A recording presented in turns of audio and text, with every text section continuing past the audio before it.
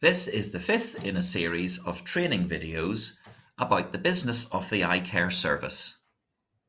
Module 5: Barriers to uptake of the Eyecare service. The learning objectives for this module are to understand the barriers to uptake of the service and recommended approaches to remove these barriers.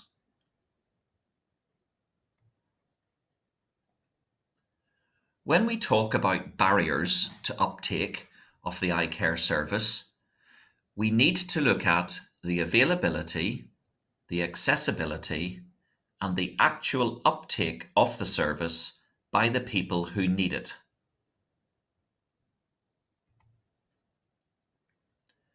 In low and middle income countries, much of the population lives in rural areas, while eye care facilities are predominantly concentrated in urban areas. Usually, the young migrate to earn a living, leaving the elderly in the villages. It is common to see villages with more elderly than young, resulting in higher prevalence of blindness rurally.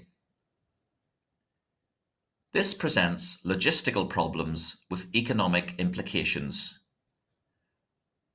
So barriers to availability and access can arise out of several factors. Firstly, if the eye care service is only available in the towns as mentioned, this in turn can cause difficulties for patients to travel long distances to access the eye care. There may be a lack of information advising people to attend. A lack of accurate information is part of the cause of poor uptake of the eye care service. Ignorance about the cause of blurred vision is common. There are common misconceptions about glasses causing harm to the eyes. And without information, people don't know where to go for eye care or how much it will cost them.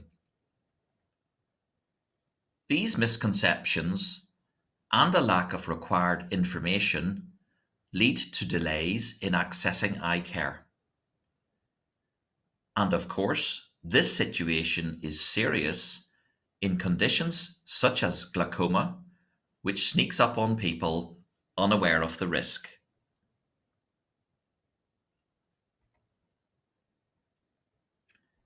There may be socio-economic constraints. An eye test may be free to the patient, but they can incur other substantial expenses when they attend, such as when they require someone to accompany them because of their visual handicap.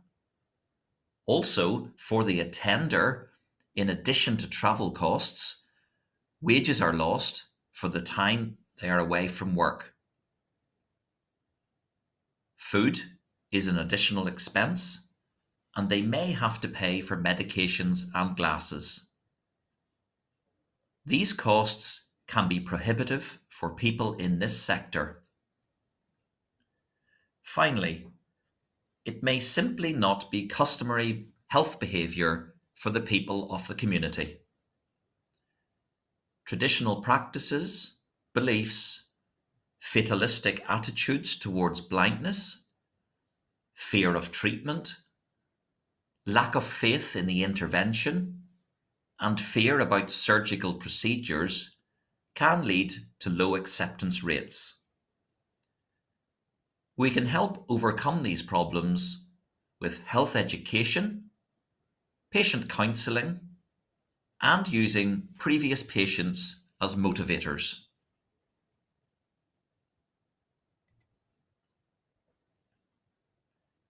Reasons for poor uptake when the eye care service is accessible to people are less understood, but certainly can include perceptions that glasses will damage or spoil the eyes. Perhaps there is an inability to leave family or work responsibilities.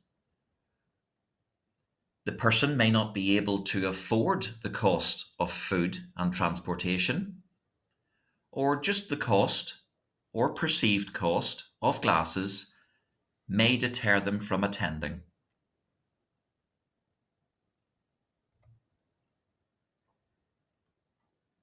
Sometimes, simply a belief that they are too old will deter a person, or that they can manage without treatment as they still have vision, however diminished. Perhaps they cannot get someone to accompany them to the service, or they may just believe that their eye problem is just fate. Sometimes there may also be family opposition to their attendance for whatever reason. If a social marketing campaign is to be effective in reversing these issues, then it needs a good understanding of health behaviour, literacy levels, and economic status, along with an understanding of the barriers to access and to uptake.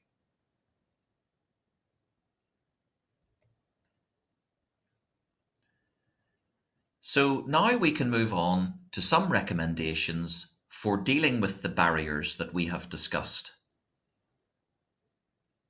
Regarding negative attitudes, people are often fearful of treatment. They can fear damage to their eyes, and they can even fear death as a result of surgery. Or they can just perceive that treatment is not necessary, or have the attitude that blindness is due to God's will.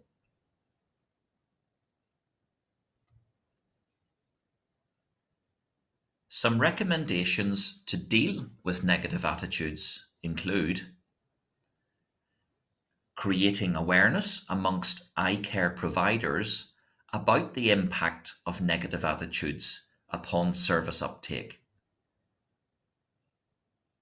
Seek to involve and integrate community leaders, local organisations, and traditional healers, where applicable, in the promotion of eye care.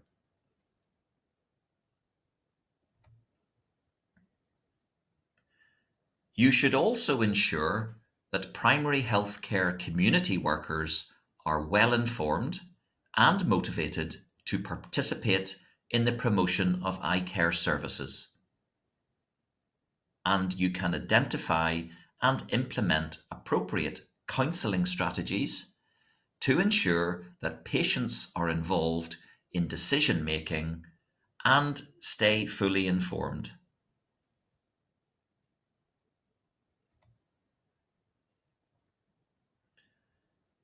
Moving on to good quality visual outcomes. The success of the eye care service should not just be measured in terms of output, such as number of eye tests performed or glasses dispensed. From the patient's point of view, success is all about getting a good quality visual outcome. Satisfied patients will almost certainly act as motivators within their families and communities.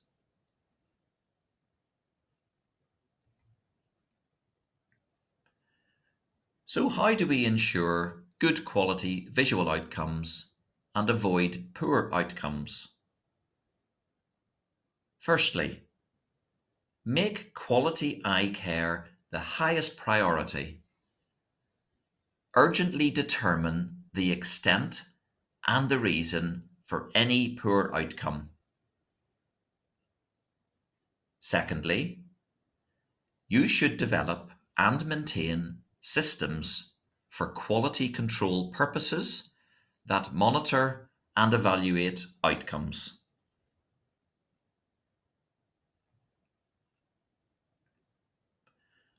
A good clinician will also identify any pre-existing ocular pathology that might affect the patient's visual outcome with glasses, then record this and explain to the patient the expected outcome.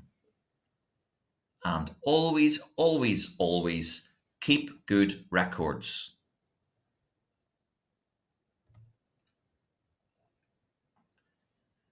When considering costs relating to utilisation of the service, we must remember that both direct and indirect costs influence the cost perception to the patient. Direct costs include the service fee. In our case, this is usually glasses, plus transportation, accommodation, and food for themselves and their attendants. Indirect costs include the lost wages of the patient and the attendant, the costs of covering work absence, including domestic and family duties, and the less tangible costs such as pain, disruption of daily routine, and uncertainties.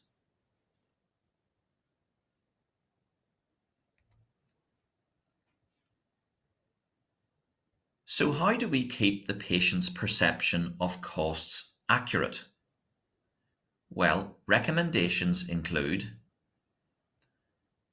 conducting appropriate information, education, and communication activities to correct misperceptions about the direct and indirect costs of eye services. Also, becoming aware of views within the community about what constitutes affordable eye care, and reducing the number of patient visits necessary for receiving services.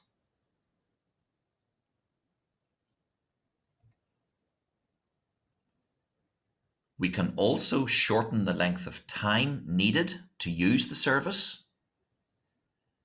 We can offer outreach within an accessible distance of the catchment population, and all the time ensuring that any alterations do not result in a deteriorated quality of service or delivery.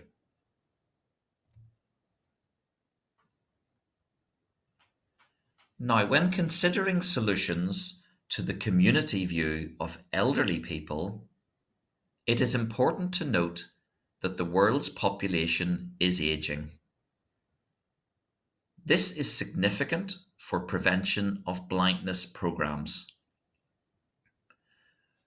Blindness and low vision from cataract, glaucoma, diabetic retinopathy, age-related macular degeneration, and presbyopia is much more common in the elderly. And negative perceptions of old age held by elderly people and their family members, as well as by some professionals and agencies, adversely affects the uptake of eye care services.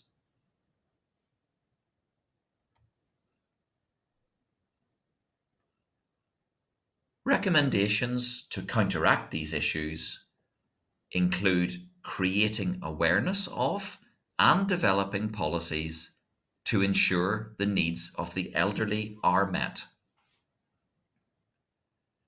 We should also screen for eye defects in elderly people.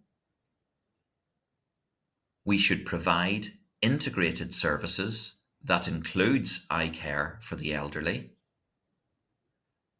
And we should recognise the positive aspects of old age, such as making a continuing contribution to society, given their immense work and life experiences. Currently, it is believed that the potential this age group represents is not being sufficiently appreciated or mobilised.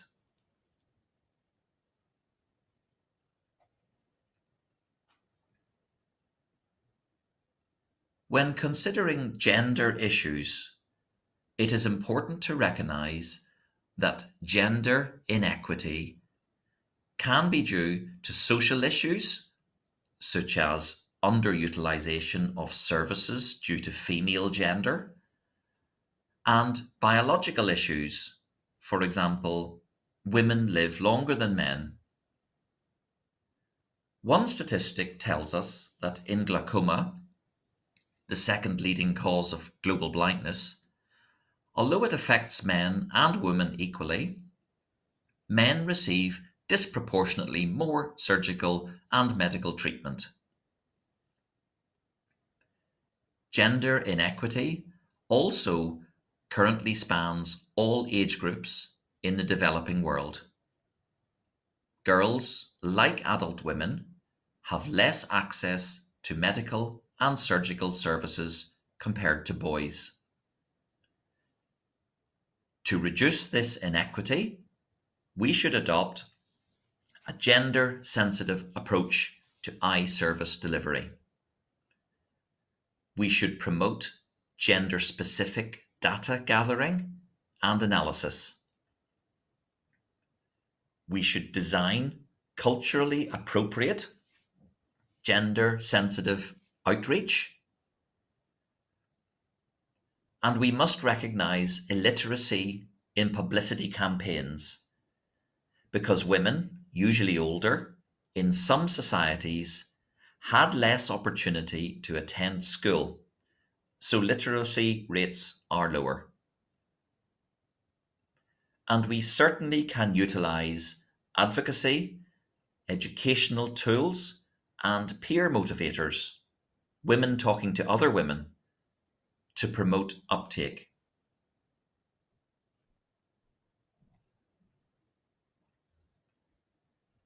That concludes Module 5 on barriers to uptake of the Eyecare service. Coming next will be Module 6 on publicity strategies of the Eyecare service.